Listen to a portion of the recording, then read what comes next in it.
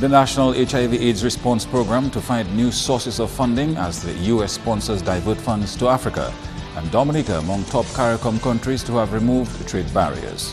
I am Julian Morris with the Channel 5 News. The details after this.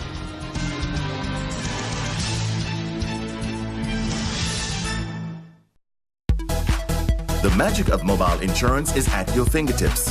Download the Beacon Buddy app today to renew your insurance and check on your claims from anywhere in the world. Don't worry, get happy. Beacon will cover you and we'll always see you through. We'll be there for you. Cashwiz is the one-of-a-kind pawn shop in Dominica. We'll trade all your old and used appliances for cash, grant loans applicable to the value of your vehicle and other appliances. A community service-oriented organization actively involved in building communities and empowering the young while partnering with social groups for nation building. So come to Cashwiz Dominica on the corner of Stable Street and St. Johnson's Avenue, Pottersville, Roseau. Call us today at 440-5555. Check us out on Facebook or email dominica@cashwiz.com. Looking for the best deals on household and electronic items? Then shop and save at the Muslim store. Prices slashed. Television at the Muslim store. Prices slashed. Washers, it's the Muslim style. Prices slashed. Laptops at the Muslim store. Prices slashed. Jewelry, it's the Muslim style. Visit us on the Bayfront today. The Muslim store. Locally born, locally grown. Have you paid your mapping bill? The 10th of the month is disconnection. Upon disconnection, visit Mapping's main office. You will be required to pay off your balance and the reconnection fee. Reconnections will be done within 72 hours. So, avoid getting disconnected. Pay your mapping bill on time, because life is better with mapping. Shopping is a lot easier with Courts Ready Finance. Choose what you want from our wide range of quality products and we take care of the rest. Courts Ready Finance's affordability means there's no deposit. There's no need for a lump sum of cash. It's flexible, which means you choose your payment term and you're guaranteed the lowest monthly payments anywhere. Best of all, it's easy. Easy to get and easy to pay. Shop at Courts today and get what you want hassle-free. Courts Ready Finance. Easy, affordable, flexible.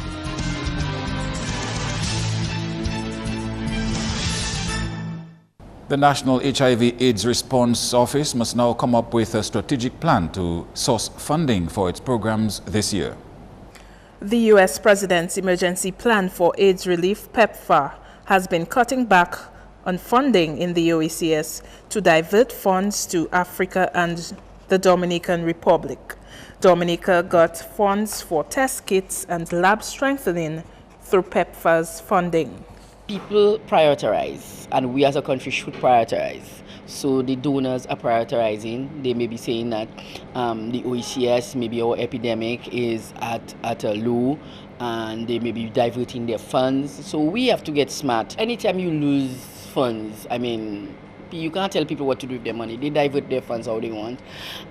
We have to ensure that we have our sustainability plan in place. How it is we're going to continue if we no longer have PEPFAR, which is US government money, and Global Fund money. So we have to put our sustainability plan, which we're working on, and we hope that the country will provide the additional resources. All is not lost, however, with the country in its efforts to respond to sexual behavior. The money we've received from them over the last 3-4 years, we've done very well with it. All we need to do is to sustain that. PAHO does what it has to do. UNAIDS, the different agencies, CARICOM and PANCAP, they do what they have to do. But you know, the additional resources, especially if it's a grant, you know, it's not a loan that you don't have to pay back from these other agencies, were very useful. We just have to become creative. Frampton says her office has planned in 2015 to come up with adequate policies to guide HIV practices here. We have a good platform that has been built. Basically, what we need to do is continue. The government has been very good in terms of contributing resources. We always want more, but where we at, we can work well with that. We just need to organize the treatment aspect, just in case that we lost the global funds. We're working as an OECS to see if we can actually source more funds or mobilize more funds from them, and at the moment we're working on a new grant proposal. So we hope if that is successful, then we shouldn't have a difficulty. If it's not successful, then we as a country have to put the resources. In other news now, Dominica is one of the top CARICOM countries to have removed trade barriers. The implementation of the CARICOM single market and economy has allowed for members of CARICOM to have more opportunities to sell goods and services and attract investment amongst each other. A common trade policy and free movement of labor are part of the key elements of the CSME. There are arrangements for trading in CARICOM. People are not aware of what the agreements are and how they can take advantage of those agreements. And we have had consultations here with the private sector to explain to people how the CSME works. There are 3 countries with respect to removal of barriers to trade. The top 3 countries, the 3 countries that have done the most, Dominica is one of them, to remove impediments or barriers to trade. Commenting on Dominica's progress towards regional integration, Gregor says the endorsement of the Caribbean Court of Justice was a great achievement for government last year. Dominica is the 4th country to have adopted the CCJ as its final appeal court. There are 11 other CARICOM members which have not yet done so. Dominica doesn't have or didn't have to go through the route of a referendum. The Constitution did not provide for that. The other countries, some of them have to have a referendum before they can join the CCJ. And I'm really sorry for them, because when you have a referendum, it's not only, well, experience has shown that it's not only for the matter at hand. Other things come into play. For example, politics will come into play as well. And the whole thing will get clouded in politics. So we are lucky that we didn't have to go through that referendum phase before we join the CCJ.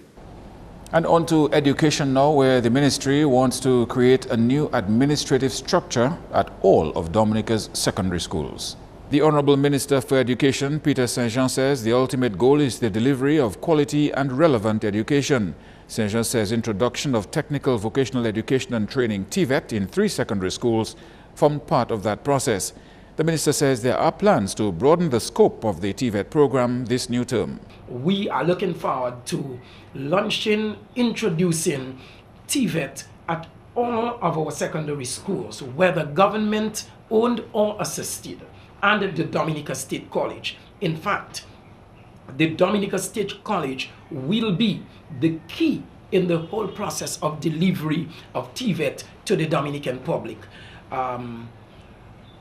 One of the areas that we're looking to really spark that change, to bring about that change at the Dominica State College, is in the creation of the schools of agriculture and hospitality. Now, Saint-Jean says to ensure every subject taught at our schools is relevant, the whole management structure within the schools must be attended to. He says individuals must feel a sense of ownership and there must be upward mobility. The Dominica Association of People Living with Disabilities awaits the formation of a National Disability Council to start full implementation of the UN Convention on the Rights of People Living with Disabilities. In 2014, DAPD, through its advocacy work, got government to adopt the UN Convention on the Rights of People with Disabilities. This year, the organization wants a council put in place to advance the process. We have done some work, or we did some work in that light last year as well, in terms of pushing the process of implementation forward. We worked with the Ministry of Social Services. There was a consultant appointed, and we have come up with various proposals, and we are now waiting on the appointment of members of the Disability Council who will be responsible for the implementation of this convention. But we already have work for that body to do as soon as it is constituted. The UN Convention went into effect in 2008. Dominica ratified it in October of 2012. The hard part is implementation, because that convention calls, for drastic measures to be taken in terms of addressing the needs of persons with disability. Some of the measures would have to be legislative, some of them would have to be policies, some of them would have to be administrative.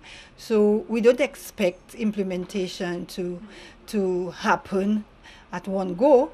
It is a process, so we have to sort of prioritize and decide which are the areas that we are going to give focus to, and that is why in the plan of action we are proposing some of the areas that we think the council should begin to focus on as soon as their work begins. In police news now, law enforcement officials say a large percentage of murders in 2014 were centered around young people. Police PRO ASP Claude Weeks reports that for 2014 there were 9 murders, including those of Roland Mello from Grand Bay and Isidore Nichols of Bells.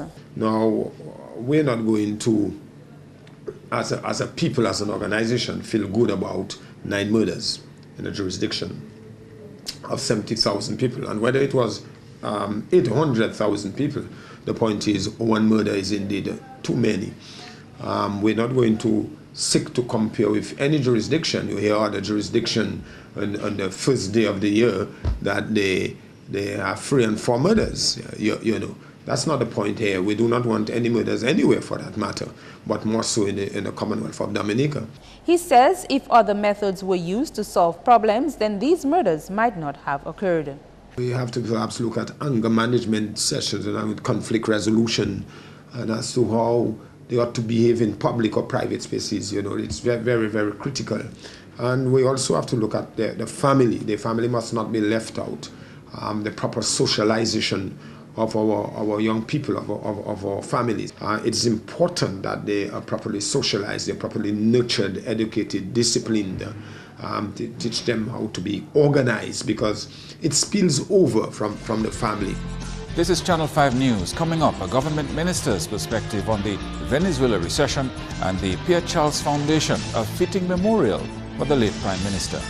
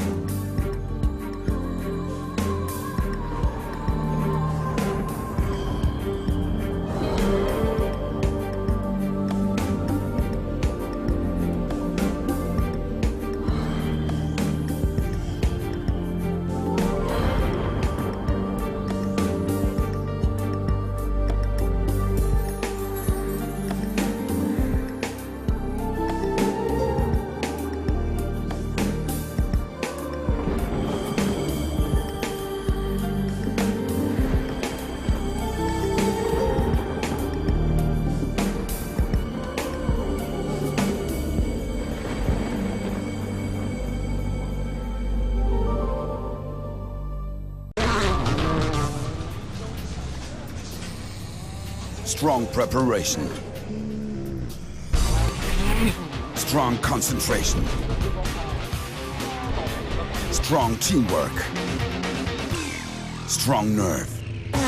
Strong performance. Strong oil. Volkswagen recommends Castrol Edge, our strongest oil. Castrol, it's more than just oil, it's liquid engineering.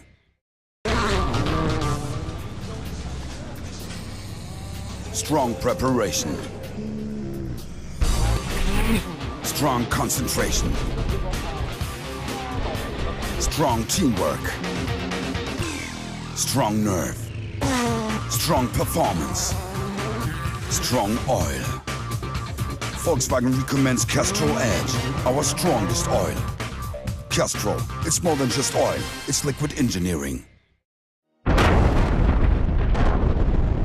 Volcanic eruption is a possibility we must face. In case an evacuation becomes necessary, Always keep a first aid kit, dust masks, goggles, passport, and other important documents ready, as well as any particular medication you might need while you're away from home. Also arrange a temporary place to stay with friends or family away from the dangerous zone. Create your own family disaster plan today.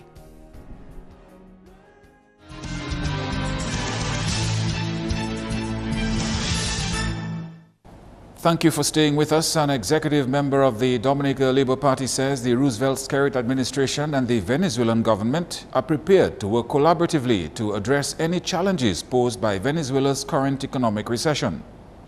Venezuela's economy contracted 2.3% in the third quarter. Reports say its 63.6% inflation rate is the highest in the Americas. President Nicolas Maduro believes while global political instability and falling oil prices play a role, the U.S. is flooding the oil market as part of an economic war against Russia and Venezuela. Dominica's NEP project and the housing revolution are just two of government's programs funded by Venezuelan oil money. Channel 5 News asked the Labour Party president about potential challenges to local social programs funded by Venezuela. I cannot speak here for the Minister of Foreign Affairs or the Prime Minister, but I'll tell you this.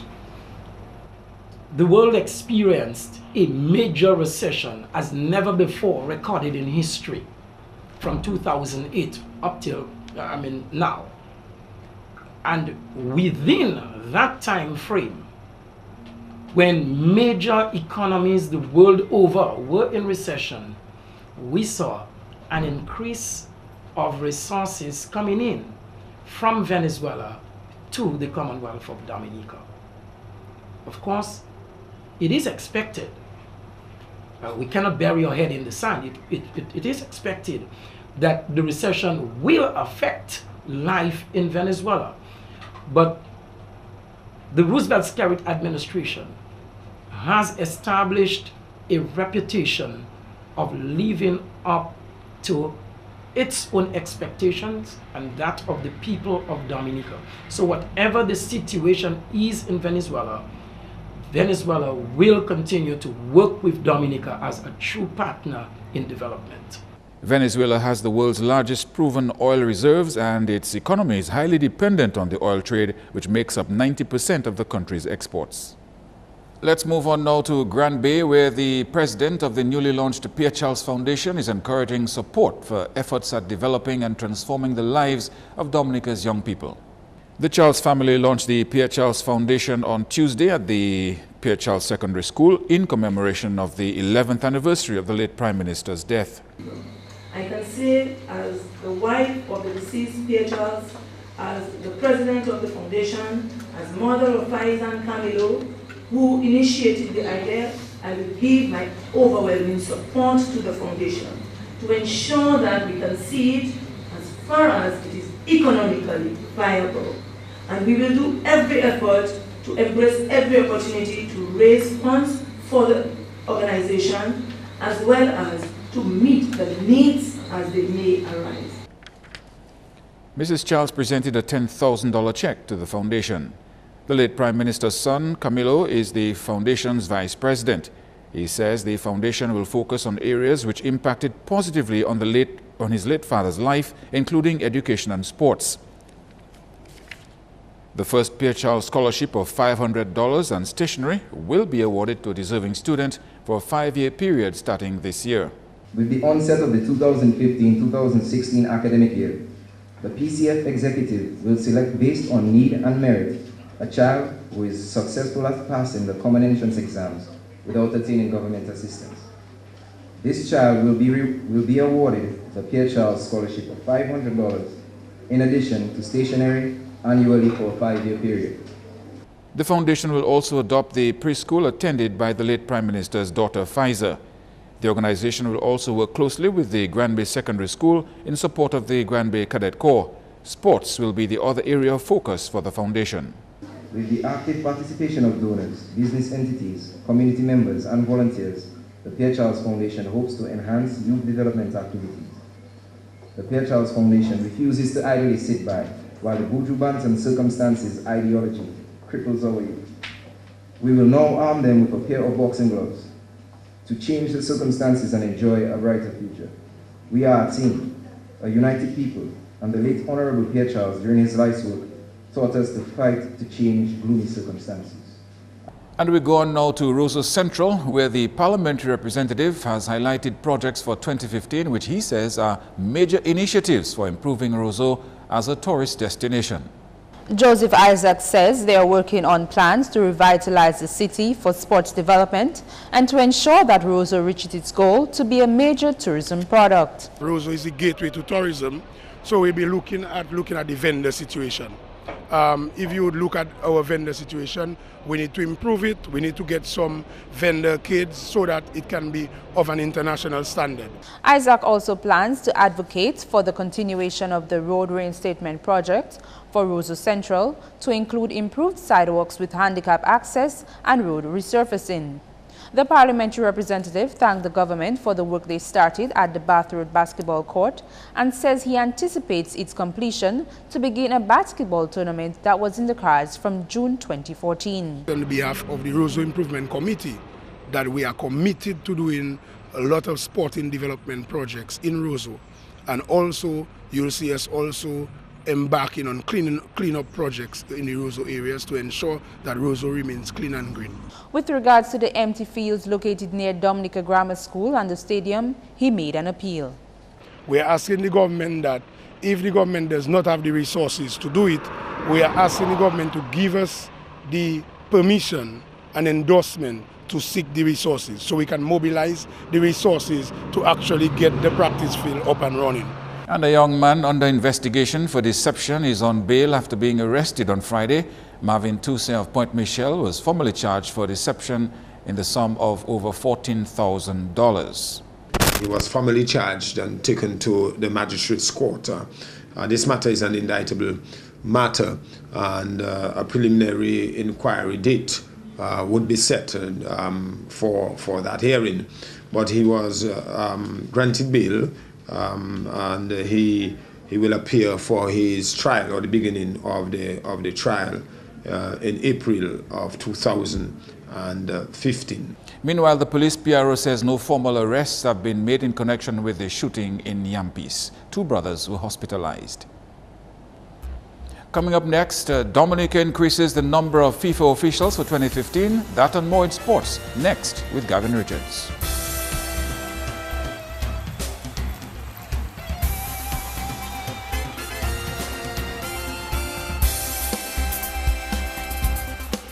We kick off with some football news. Dominica has increased its number of FIFA officials for 2015 with the addition of 3 FIFA officials to the list. Romy Blah will serve as the only FIFA referee, and there are also 2 new assistant referees, Gabriel Caesar and Sean Lester McDonald. The 2 officials all received their FIFA badges on Tuesday. The 3 newcomers joined the veteran assistant officials Neron Williams and John Dura on the list to bring Dominica's total to 5. Meantime, former FIFA referee Carly John Baptist provided the officials with some useful tips and pledged to support them in their careers. The work has just begun for you. You need to read the laws of the game even more. If you have difficulties in understanding any aspects of the laws, call me. I am available. Send an email or call Neron or John, because it is a learning process.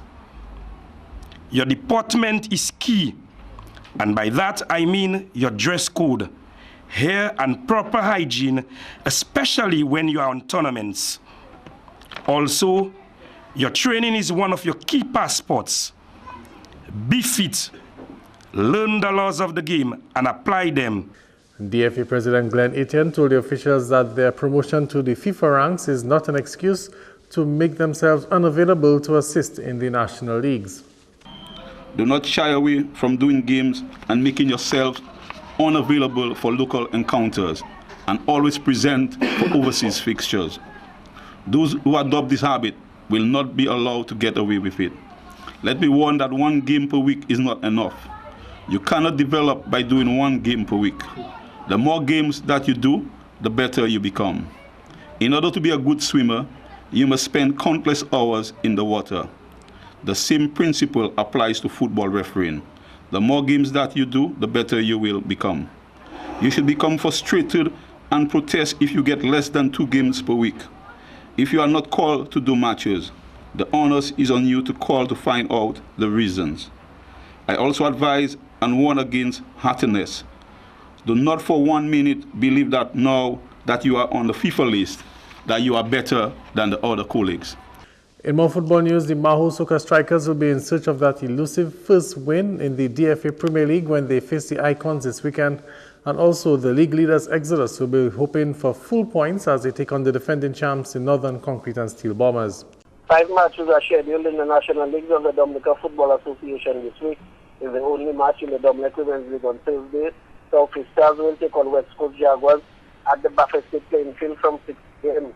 Meanwhile, the race for the championship in the Lime Premier League intensifies when 4 matches get underway this weekend. On Saturday, Harlem United will be looking to bounce back from their last defeat when they take on Dibla Football Club at the Dibla field. While at the Pori playing field, it will be Icons Football Club versus Maho Soca Strikers. On Sunday, league leaders Exodus Football Club will be hoping for better results in order to maintain their lead when they come up with defending champions Northern Concrete and Steel Bombers at the Benjamin Park. While at the Pori playing field, it will be Surgical Southeast versus Scotiabank Buffett State. All matches begin at 3 p.m. The DFA would like to inform all clubs and teams participating in the Division 1 League that this league will begin on January 14, 2015. All clubs and teams are asked to register at the football house in Buffett State. And President of the Dominica Olympic Committee, Felix Wilson, says he is hopeful that 4 athletes chosen to receive Rio Olympic scholarships will get positive results at next year's Olympics in Brazil. The athletes will receive $1,000 a month to aid in their preparations for the Games. The 4 of them, there's Brendan Williams, who is a customs officer, you know, in the high jump. And Brendan has distinguished himself over the years as a top high jumper. He has the high jump record of Dominica. And we have also Yodanis Duronona Garcia, and he is a triple jumper, as well as David Regist, who is a long jumper.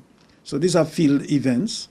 And in boxing, so as to show that not only one sport, track and field, but also boxing. There is a young lady in who is based in the UK, but of Dominican parentage, and represented Dominica at the recent Commonwealth Games in Scotland, Glasgow, in 2014, Valerian Spicer. And in cricket news, the general manager of the Windward Islands Volcanoes franchise, Gregory Shillingford, is hoping for a turn of fortunes as the Volcanoes set their eyes on the Super 50 Overs tournament. The Volcanoes franchise are off to a slow start so far in the new era of the franchise cricket system adopted by the WICB. They managed only 1 win in the first 4 matches of the Regional 40 competition. The Volcanoes are currently in Dominica preparing for the Super 50 Overs tournament. The results have been mixed, and in that in the 4-day tournament, the Windwards have won 1 game and lost 3. 2 of the games came down to the wire, where we lost by some 13 runs and by some 5 runs or something like that. We have players from Grenada, St. Vincent, St. Lucia and Dominica, and we have to get them together.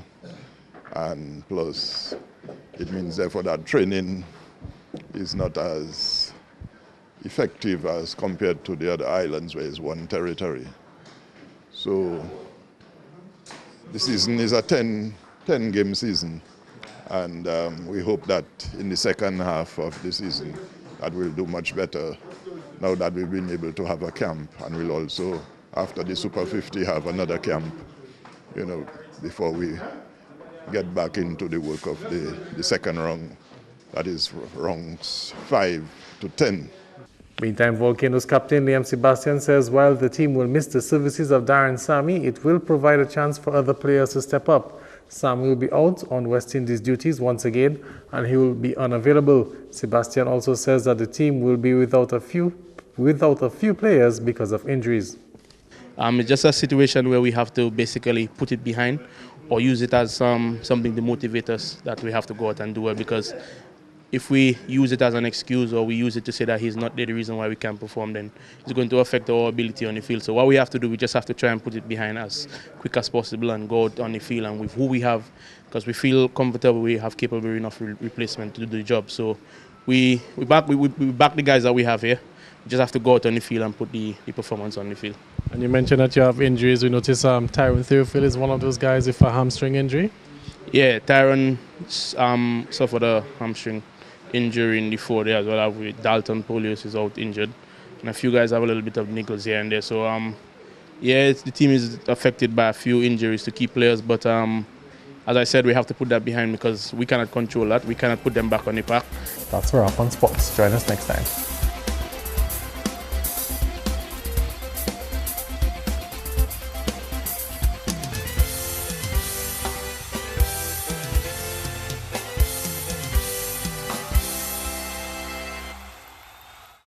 And the scattered showers look like they will continue. Your weather report is next. Good evening and welcome to tonight's weather broadcast. I am your presenter, Vernie Master Honoré. Earlier satellite imagery showed some low-level clouds which moved across the area today, resulting in partly cloudy skies being observed across the island. Earlier radar imagery indicated some scattered showers across the area today. Tonight's weather is expected to be partly cloudy to cloudy and breezy with some scattered showers. Temperatures are expected to be as low as 20 degrees Celsius. Similar conditions can be expected tomorrow, partly cloudy to cloudy skies and breezy with scattered showers. Temperatures are expected to peak up to 29 degrees Celsius. A slight reduction in wind speeds can also be expected. Sea conditions tomorrow: moderate to rough in open water, with swells expected to peak up to 10 feet. A small craft warning is in effect for above normal sea swells. Small craft operators and all users of the sea, particularly on the East Coast, are advised to exercise some caution. And looking ahead, tomorrow Thursday, partly cloudy to cloudy and breezy conditions with scattered showers can be expected. An increase in cloudiness and showers can be expected Friday into the weekend as a low-level trough moves across the area. And across the region tomorrow, partly cloudy to cloudy skies, breezy conditions with scattered showers can be expected throughout.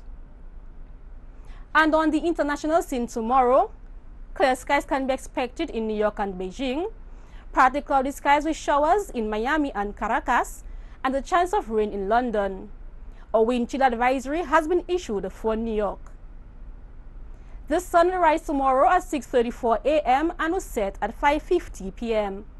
For further information, visit our website at weather.gov.dm or call the weather hotline at 447-5555. Thank you for joining us this evening. Have a good night. This is Channel 5 News. The headlines: the National HIV/AIDS Response Program to find new sources of funding as U.S. sponsors divert funds to Africa. And Dominica among top CARICOM countries who have removed trade barriers. Send your questions and comments to news@mapping2k4.com. For instant access to the news, you can download the Turn Up 767 app. On behalf of the production team, I am Julian Morris. Thank you for watching.